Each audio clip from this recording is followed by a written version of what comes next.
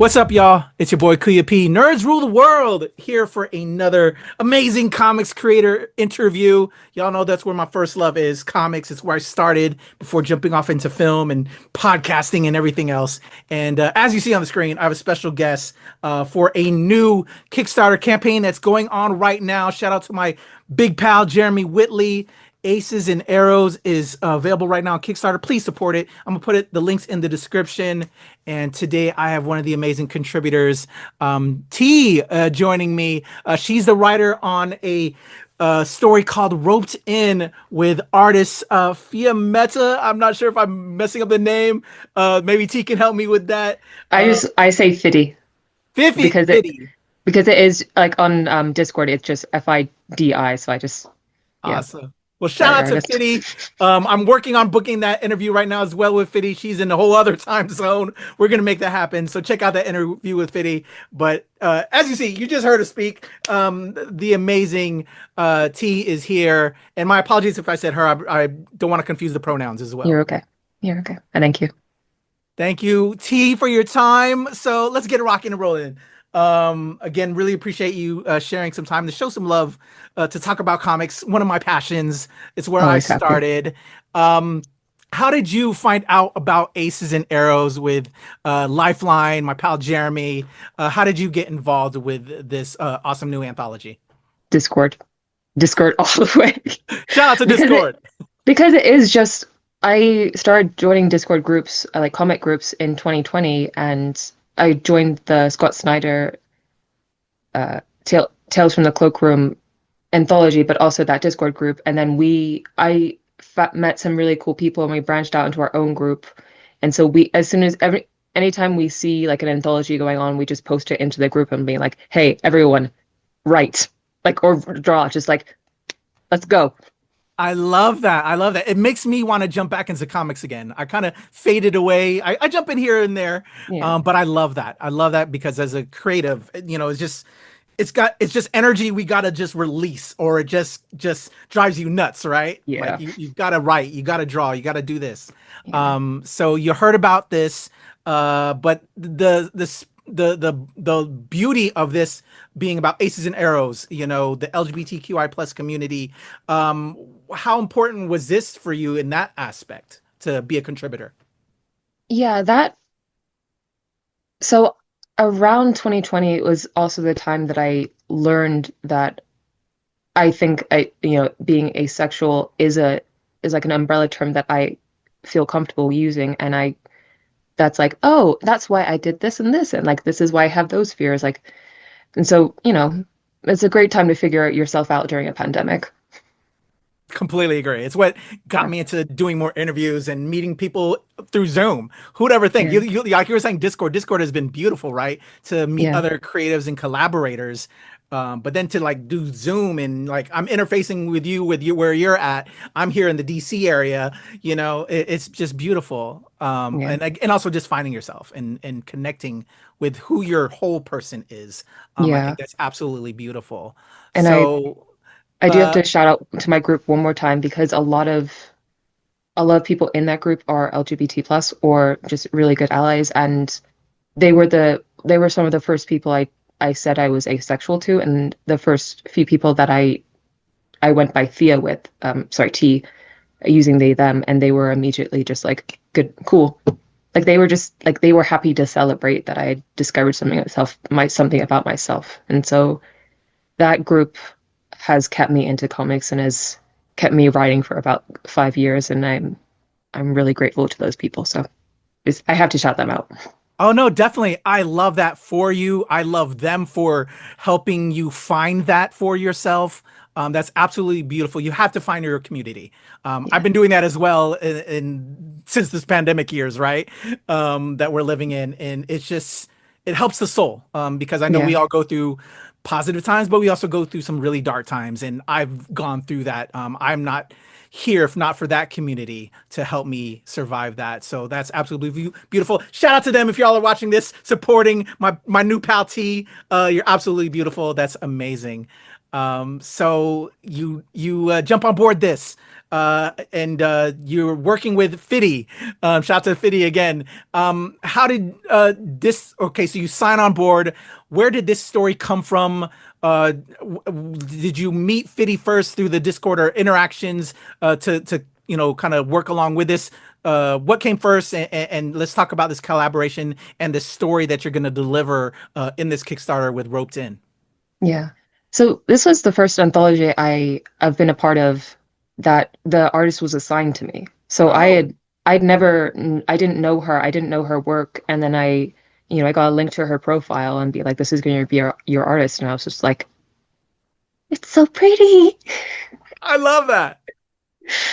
So that was the first step. And then I had, I'd had the idea for Roped In for a while because, and it's a weird, um, area of discussion, but I have been interested in people who are asexual or aromantic, in kink, because kink is always seen as very sexual. And I remember reading Ace by Angela Chen, I believe, several years ago, and there was a whole chapter about someone who is in the kink community and is ace, and she's just like, yeah, just this works for me, and I don't care what other people think. And that to me, like immediately, I was just like, huh, that's really cool. And then learning, learning a little bit more and having more experiences, I learned how much the reason I like kink, or I'm interested in the idea, is because of the trust aspect between two people. And I, you know, I have someone who I do love and I've experienced love before, and it's always that trust aspect that is what is the most important to me. Like knowing someone can be there for me and knowing that they expect me to be there for them. So yeah, that was where the story idea came from, and then, kind of making it a little bit more fun and silly. Beautiful. I love that. And thank you for sharing one of the pages, y'all. Well, thank you, T, for sharing one of the pages. It looks absolutely beautiful. It looks like this is there's a meeting happening. I don't want to spoil for the Yeah, people. the two main characters meet for the first time in a BDSM bar. So that's the very first page. So that's not a spoiler, but I saw the finished art last night, and I was just so excited because the outlines were amazing, but then I saw the art and I'm really excited for people to see it because she did amazing. I love that. It's the best part as a writer, as a creative. Like, I'm as a fellow writer, you have these ideas in your head and you try to be descriptive in your breakdown, in your page or whatever, right? In your script. But also you want to give the artist freedom to, Yeah, to be creative in their own right, so you don't want to give too much. It's always trying to find that healthy medium, right? But then yeah, when you see it, it's just like, oh my gosh, we're in tuned. It's beautiful. I love it. yeah. So beautiful. So Fiddy, working with her, writing this script, and thank you for sharing the story behind that. And especially in regards to the premise that it is.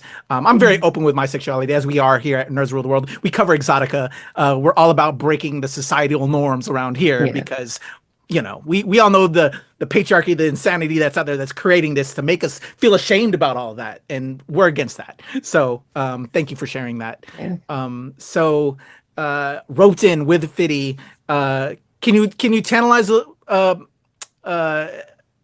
so how many like pages it is? I think I was getting ready to say the story, but you already kind of gave that, and I don't want to give anything more about Yeah. that because I want people to So check it out. But yeah, yeah, how many it's pages are you able to tell in the story and all of that? yeah, it's 4 pages. One of the main characters is Holly, and she's recently discovered she is ace, and she's starting to get into the LGBT community. And then we have Comet, who is um, ar aromantic and agender, and they've been in the community a lot longer. And it's Comet taking Molly under their wing and just being like, "Okay, you want to do this? Let's do this," and kind of the ride along that the two characters have. I love that. I'm excited. I can't wait. Everybody, again, support the Kickstarter campaign for Aces and Arrows. The links is in the description below. Please show your love. Support my peoples. Support T right now with the campaign link. So yeah, I'm so excited for this and to see your work with Fiddy, whose artwork is amazing. But I have to also now shine some other light because we want people to pick this up. T. We want them to get down with this campaign. We want them to get this anthology. But I dived in, as I kind of told you earlier, into some of your work. I am really like loving your vibe. I feel a lot of your work from having checked out, was it Stardust or Star People? Yeah, Star Um, People. uh, the fire thing, the Fire Queen, just Yeah.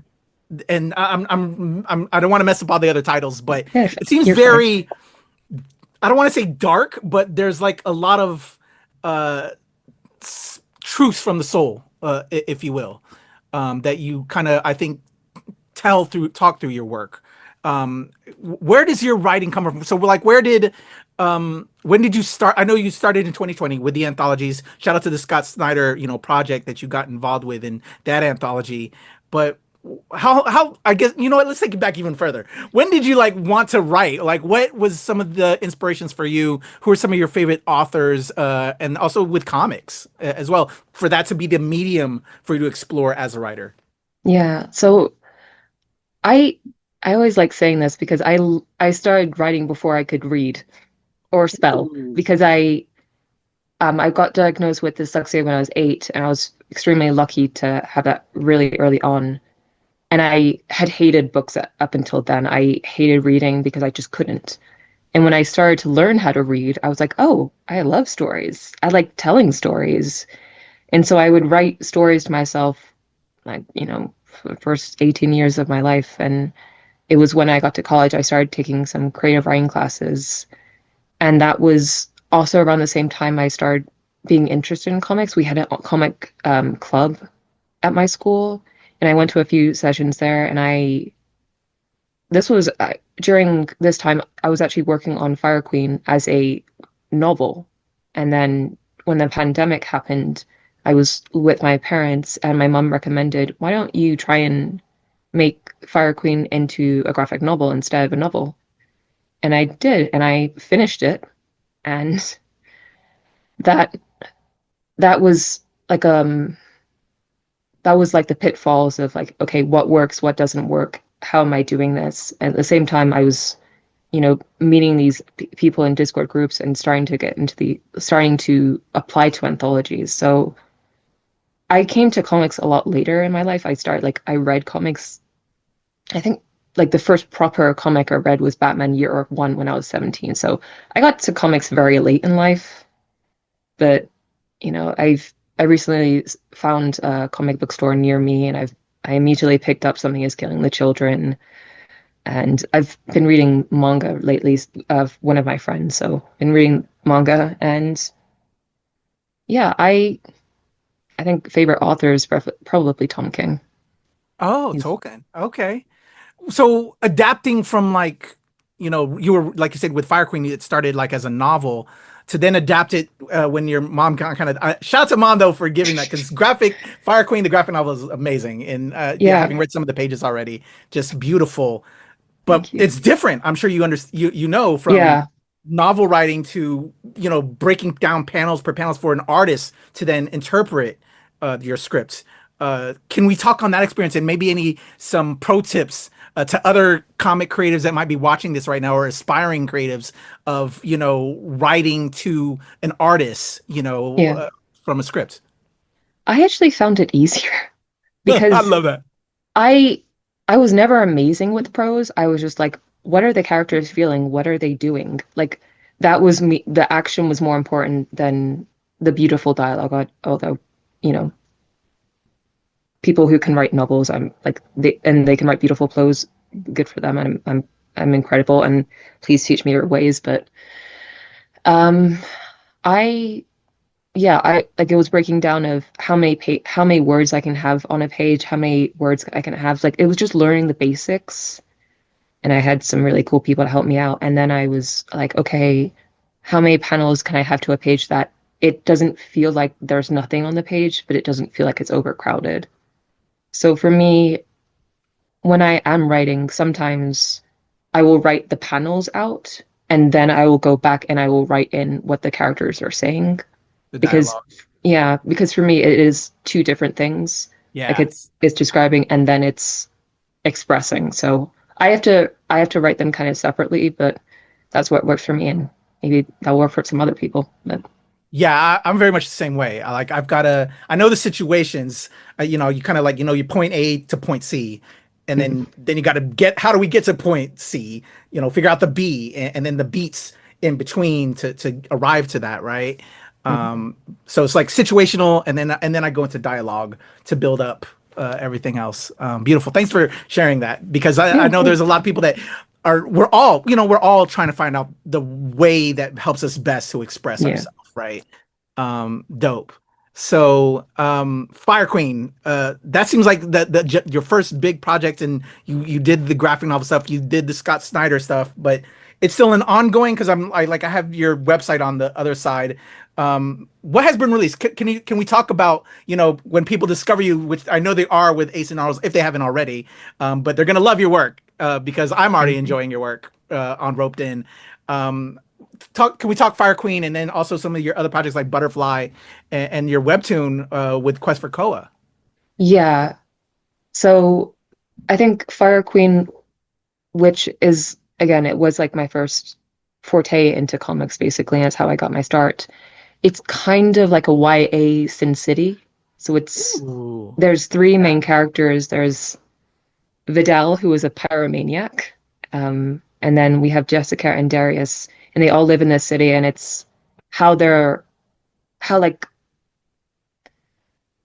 it's set in like the 1970s where people were lighting fires for insurance jobs and stuff like that, and there was a lot of uncertainty, and so it's young people coming of age in that environment, and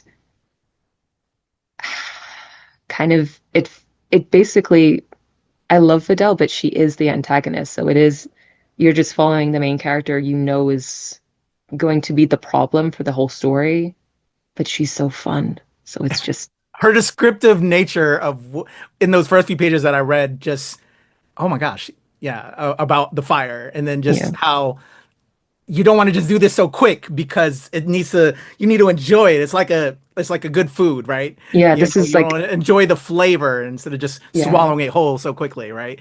yeah, Just the descriptive nature is like yeah. outstanding. I think how I understand Videl is fire is almost her religion. Like Mm, it's her god. She learned the power of fire at a very young age, and that's honestly, it's been the most reliable parent figure in her life. So she's just like, okay, this is what I feel comfortable with. This is my environment. This is my power. I dig that. So YA Sin City, y'all, Fire Queen, check it out. So has some of this already been released? Or are you working towards the full release? So I still have to save a lot of money because it is $200. It has 200 pages and I need to pay an artist to do that. So I think that's like my 5-year goal of, Okay. eventually getting there, building up a name for myself and having enough having enough people having faith in me to be able to deliver good stories. And then I can get working on that. But yeah, in the meantime, I've been joining comic anthologies. I've been writing prose books to try and sell on Amazon to make a little bit more side money. And I've started working on another um, graphic novel entitled Gaining Weight, which is about my personal experience having an eating disorder, being diagnosed at 15 and carrying that with me, and how that eating disorder changed. And in some aspects, how it changed actually made me better. So, Mm, yeah, I love that. I don't love that you had it, you know, obviously I understand what you're that, saying. Yeah. but putting yourself into it, because I think a lot of us, you know, the best material it is from the lived experience, you know, because it is more authentic, and it's more, you trust that more, you know, when you want to educate yourself, speak to it, and learn on something. And to share that is just, I thank you for that, and I'm sure everybody else will appreciate that as well. Um, Reading the Fire Queen, I don't know if you where that started for you, but like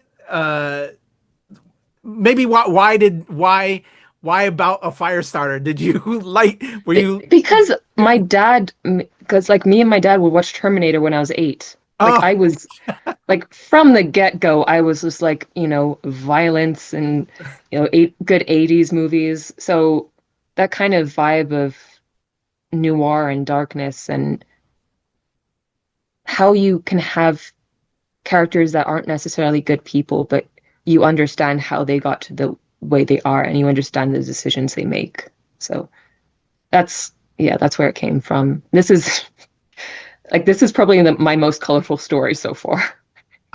well, I dig it. I can't wait to I get know more. it's So everybody help T support all of her work so we can thank get you. this graphic novel out there. I can't wait to read it all. It's dope. Star People. Can we? I know I wanted to touch on some Yeah, of other things, course. but like Star People touched me. Um, Okay. I thought that was so beautiful in just I think it was 5 pages.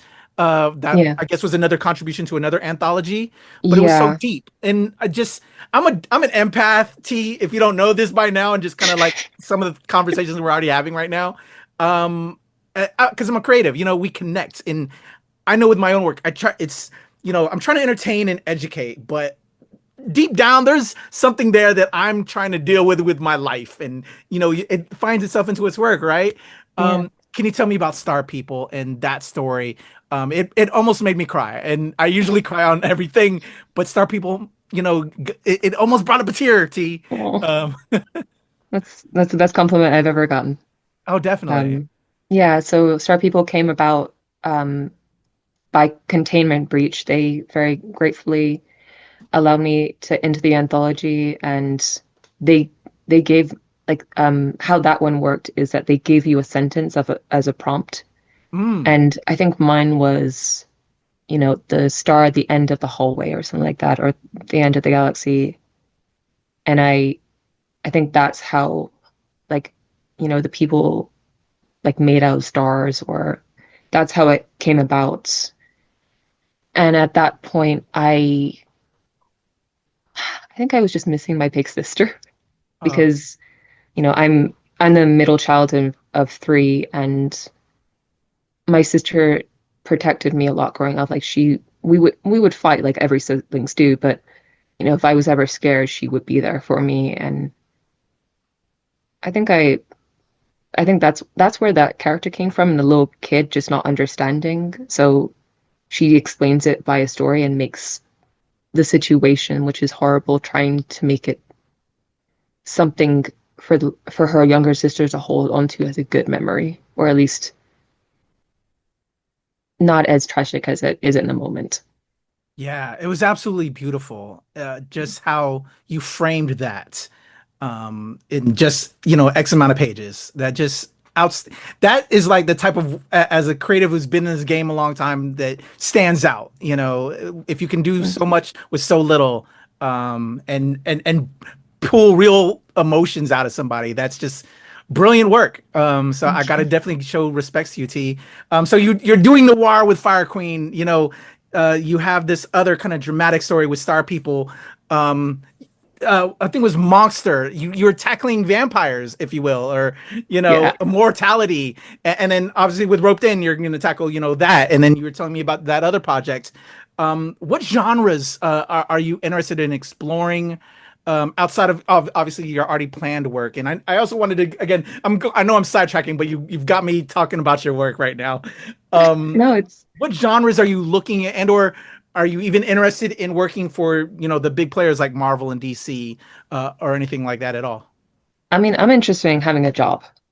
As Right? everyone is, we're I feel interested in that. having jobs. But I think I again, it's every genre is kind of new to me, so it's just, what is the story and what are the expectations for it? I don't, I don't necessarily think by genre, but I would like to go more kids friendly, I think. Quest Okay. for Koa is it's a project from a few years ago, with a webtoon artist, and she does some amazing work. And unfortunately, it's been a little bit dead for a bit, but I wanted to kind of make something in the vein of Avatar, like, you know, Okay. you you have people who like they get magical weapons and they go off and fight, and this main character who's called Kitten, and she wants to like claim the warrior name of Koa, and how she does so in the first story is she's going to go find the dragon that burned down her village, and she like puts her crossbow at it, and she's like, I'm going to avenge my village, and he's just like, I didn't do that, it was someone else. I dig that. So yeah, that kind of tone of wanting to be a hero, but also kind of still being clumsy. Which is, we can connect with all that more because we're all a little bit clumsy Yeah, and all that, and we learn along the way. It's that journey I think is the best type of stories that I like, yeah, where we find our place. So let's also talk Butterfly as well. Is that also like where you're also trying to reach kind of like a younger way, but it's also a yeah. little bit more sci-fi. But I thought that was You, also very sweet in just that little batch of pages that I saw. yeah. Butterfly came about because a good friend of mine has an artist as a friend, and he sent me her work, and I just really loved her work. It was like canvas paintings. So I reached out to her and I asked, "Hey, do you think you could draw these characters, like these people who had bird faces, like in bird skulls? Do you think you could maybe work with me in a story to show a little bit more of that?" And she was like, "Yes." So that is actually finished. I just need to find a letterer, but she gave me the art, and it's really beautiful. And getting to work with her as well has was really fun. It was her first comic, and I really should have like that should have been my sign to be like, oh, let not don't do this to this woman. Don't do this. But she finished it, and she turned in some really beautiful stuff. And so I've yeah, and and that was just simply because I thought her art was cool. And yeah, I was yeah. Well, I dig it. I dig it. I think you have been blessed in just your short amount of time being in this business, T, Thank you. with some amazing collaborators because they're making your Yeah. writing shine. Your Yeah, writing I've stands alone. Like I said, I'm touched. You can tell, because there's certain. I've been in the game since when I started writing comics back in 2002. Might be older than you. I've been no, in this no, game you're not. a long time, and yeah, you can tell. And just I'm vibing with you, T. I can't wait to see. I can't wait to read Roped In all the way because just this one page is absolutely beautiful. Shout out to Fitty and everybody. Look for the interview with Fitty. I want to dive into her with in regards to the art with Fitty. But yeah, your writing speaks volumes with just little amount of pages thus far. T. So I cannot wait to see how you're going to blossom and just grow even more in the craft. Thank you. Because I can see the hearts, I can see the depth within it, and it's a pleasure to meet you, support you with this campaign and your next Mm, anthology with Aces and Arrows. And I'm definitely going to look at some of the other work you've done and also those collaborations. But it's a pleasure to chat with you and yeah, just to thank you. highlight this work. And as you continue to build out your career, once Aces and Arrows is finally out there, I want to definitely have you back and all the rest of the team that are contributing to this to just to see where you're at now and with that and just to also just as a fellow creative we got to support each other. Yeah, We're helping other people out there that are finding their voices with this type of work, yeah, and I just think it's so very important that we help and blossom and support each other. But just I love your work because as a fellow creative, it's inspiring, and we're helping feed. It's that universal thing where we're yeah, feeding each other with it. And so thank you for feeding me with your work, and I hope that this can feed everyone else by this conversation to help contribute to the this industry that we love. yeah. Thank you for giving it a chance, and thank you for taking the time. I really appreciate it, and I really appreciate you having me on. Definitely. Do you have any socials or anything that we can throw out at the people? I'm gonna put the links in the description below to close Yeah. us out. Yeah, I have Instagram on Blue Sky. I'm dyslexic/disaster99 on Instagram, and then dyslexic disaster99 on Blue Sky. All right, y'all. There's the amazing T. I'm gonna have those links that she just mentioned in the description below. Please go follow, subscribe, go pick up her books because I need Fire Queen all the way out there, and just all the rest of this amazing work that I know you're gonna provide and inspire us all and entertain us and educate us along your journey, T. Thank you so much for your time. Thank you. Definitely, everybody. That's T. Check out Aces and Arrows. Help support the campaign. Links are also in the description below. I'm KUYA P, and nerds rule the world. Peace, y'all. All right, T, there's a...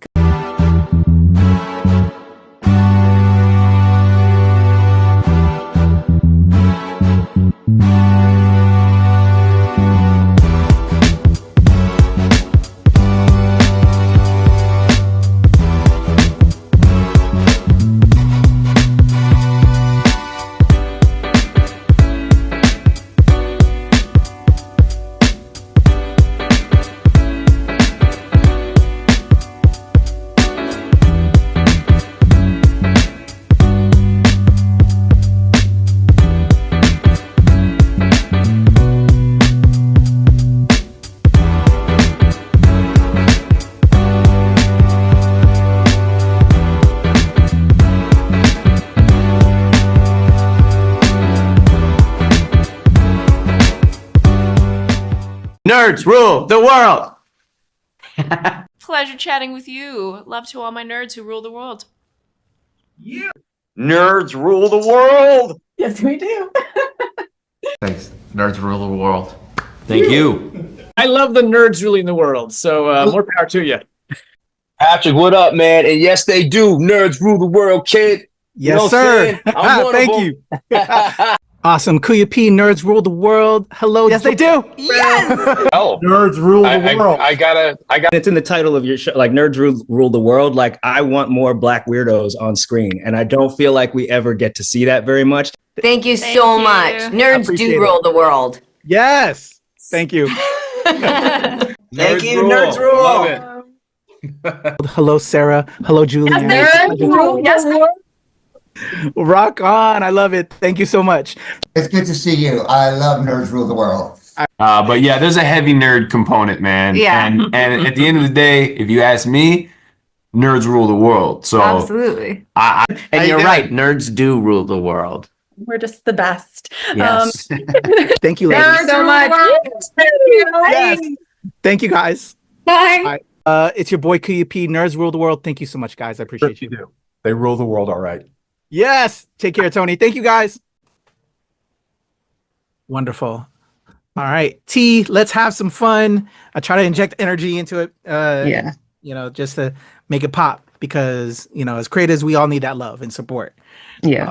All right, let's rock and roll. Here we go. I'm gonna do a 3, 2, 1 countdown to help me with my edit, and we'll get right into it. All right. Okay. Here we go. In a 1, 2, 3.